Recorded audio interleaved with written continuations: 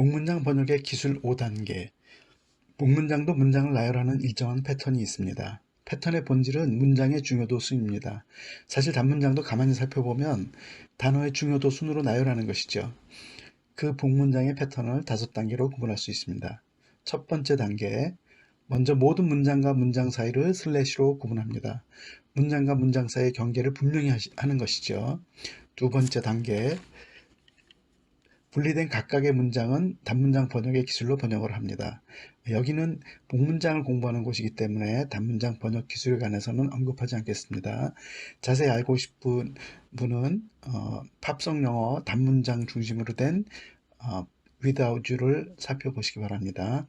세 번째 단계, 복문장을 사용할 때는 반드시 그러한 이유가 있을 것입니다. 그 이유를 규명하기 위해 문장과 문장 사이의 관계를 파악하는 것입니다. 네 번째 단계, 필자가 개발한 복문장 연결 코드를 부여합니다. 이는 문장의 구조를 명확하게 분석한 것으로 모든 복문장은 아무리 복잡하고 길어도 코유 부여가 가능합니다. 즉 문장의 구조를 확실하게 분석할 수 있다는 것을 의미합니다. 과거에 영어 구문론이라는 구조 분석론이 있었는데 그것을 아주 쉽게 표현한 것입니다. 자세한 내용은 필자에 져서 복문장 경작의 모든 것을 참조하시기 바랍니다. 마지막으로 5번째 단계, 먼저 복문장을 직역하고 의역을 합니다. 반드시 직역을 해야 영어의 복문장 구조를 이해할 수 있고 나아가서는 영작을 할 때 어떻게 해야 하는지 그 순서와 절차를 이해할 수 있고 영작도 가능해집니다.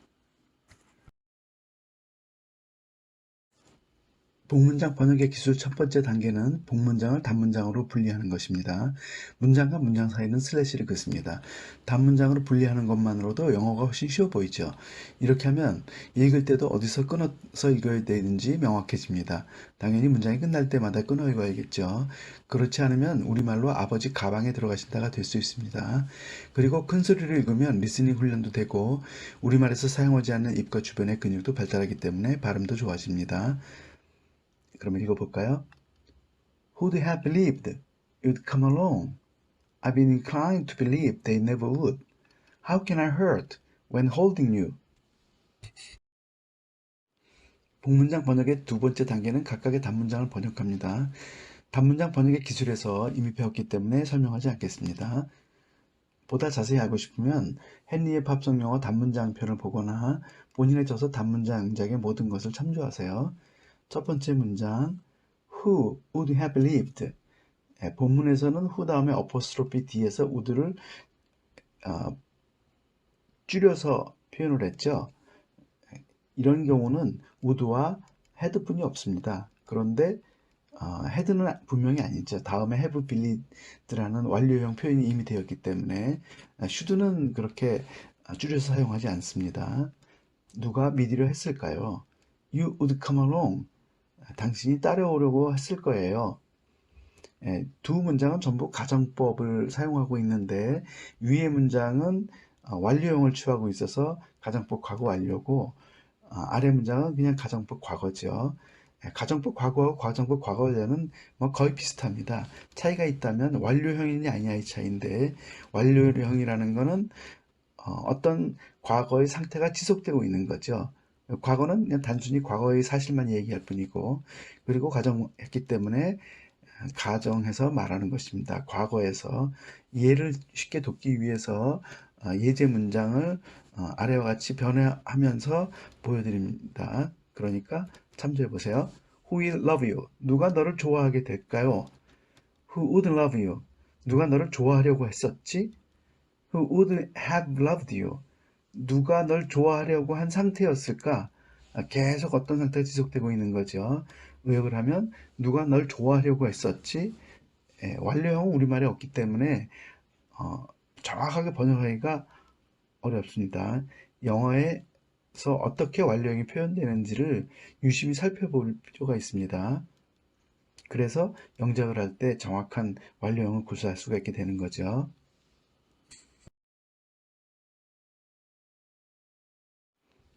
복문장 번역의 세 번째 단계는 복문장을 구성하는 단문장들의 정확한 관계를 파악하는 것입니다.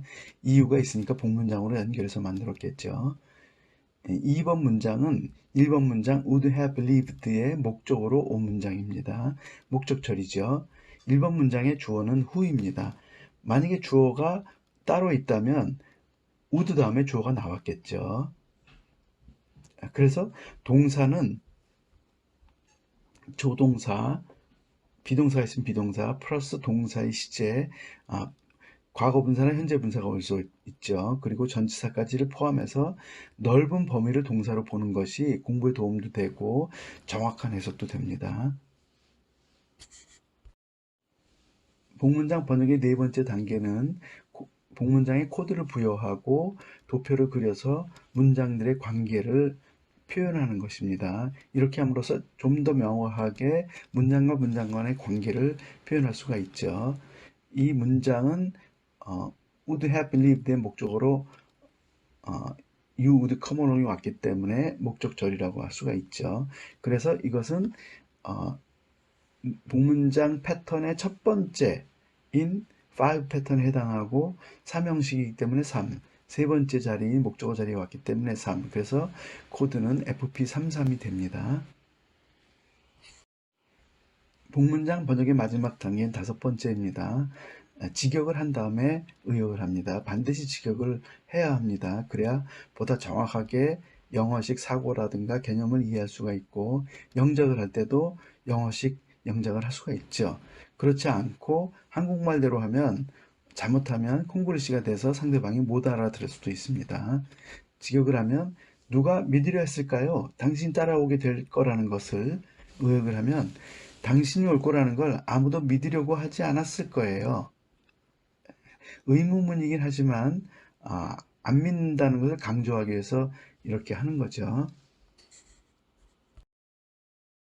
복문장 번역의 두 번째 단계인 각각의 문장을 단문장 기술로 번역하는 것입니다. 첫 번째 문장, 난 믿으려고 하는 쪽으로 기울어져 있는 상태야. 두 번째 문장은 그들이 절대로 그렇게 좋지 않을 것 같다고. 이 문장에서 I have been inclined는 우리가 소위 말해서 수동형으로 완료형을 취한 거죠. 그런데 저는 개인적으로 수동형이라는 표현을 그렇게 좋아하지 않습니다. 특히 이 경우에는 수동형이라면 가해자가 있어야 되는데 가해자가 없죠. 그래서 수동형이라기보다 어떤 상태가 지속되고 있는 것을 완료형으로 표현한 겁니다. 예를 하나 들어볼까요? I incline to believe that you love me. 그러면 난 네가 날 좋아한다고 믿으려고 해. 믿는 쪽으로 기울어졌다는 거죠. I'm inclined to believe that you love me. 위 문장과 비슷하죠. 난 네가 날 좋아한다고 믿는 쪽이야. 비슷하긴 한데 어떤 사실이 약간 지속되고 있는 거예요. 뭐 몇 시간 동안 아니면 하루 이틀 잘 몰라요. 아무튼 지금 그런 상태에 있어 라고 얘기할 뿐이에요.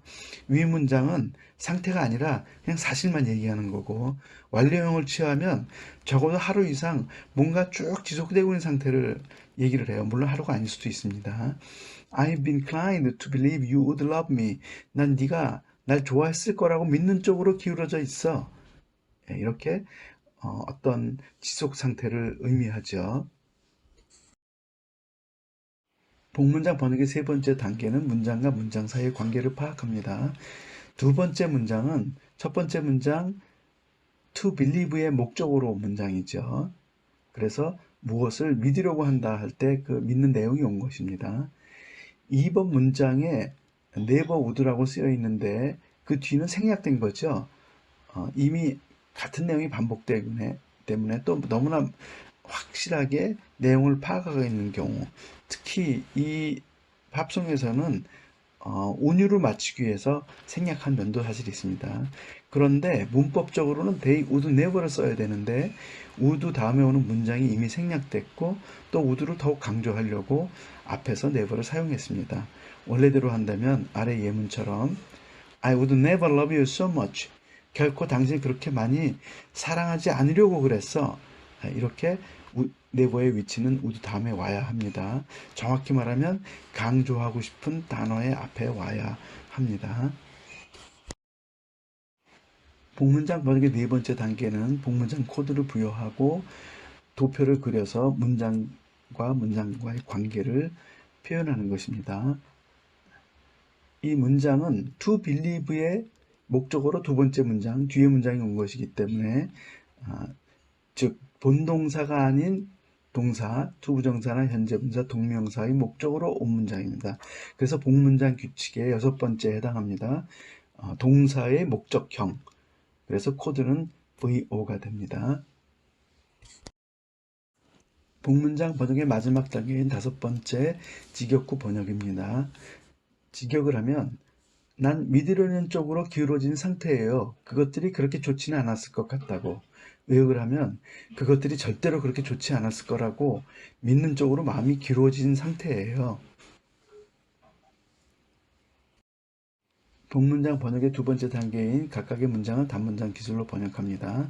첫 번째 문장은 How can I hurt? 내가 얼마나 다칠까? 두 번째 문장은 When holding you. 여기서는 I와 M을 생략을 했죠.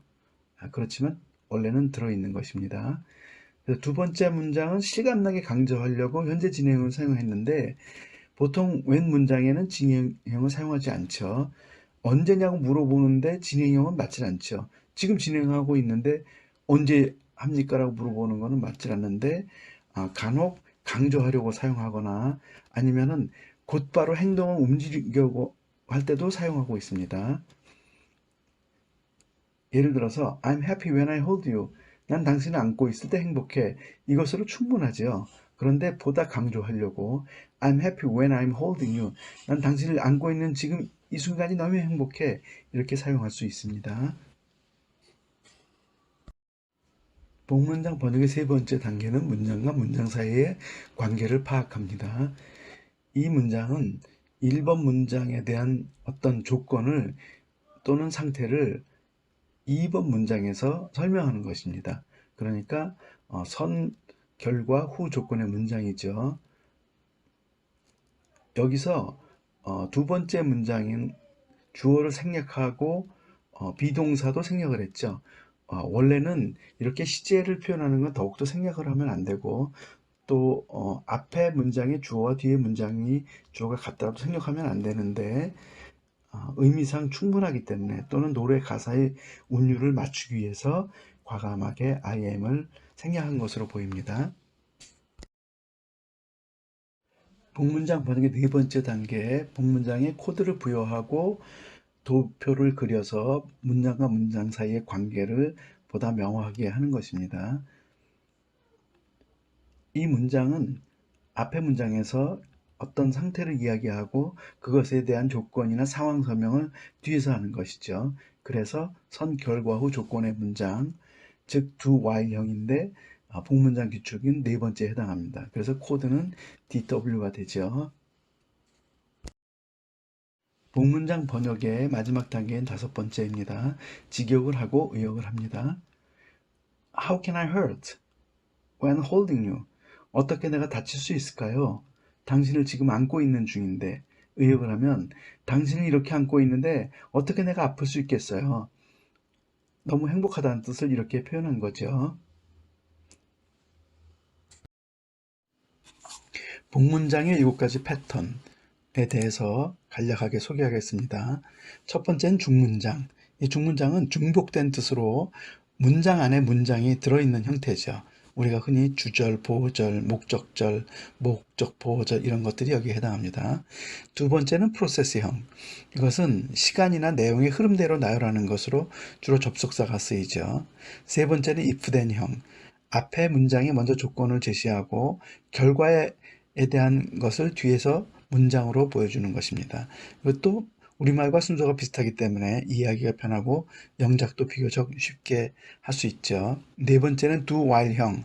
앞 문장의 결과를 먼저 말하고 뒤에서 그에 해당하는 조건을 설명하는 문장입니다. 다섯 번째는 어태치형으로 어떤 단어 뒤에서 문장으로 단어를 추가적으로 설명하는 것입니다. 대개 관계대명사를 사용한 문장이 여기에 해당하는 거죠. 여섯 번째는 본동사가 아닌 동사의 목적형인데 투부정사, 동명사, 현재분사의 목적어 대신 목적절, 즉 문장이 오는 경우입니다. 일곱 번째는 전치사의 목적형인데 전치사 다음에 단어가 오죠. 그 단어 대신 문장이 오는 것입니다. 예, 보다 자세히 알고 싶은 분들은 저의 저서 복문장 영작의 모든 것을 보시거나 아니면 계속 팝송 영어 공부를 하시게 되면 복문장에 대해서 계속 소개를 할 예정이니까 거기에 다양한 복문장 7가지 패턴이 나올 것입니다.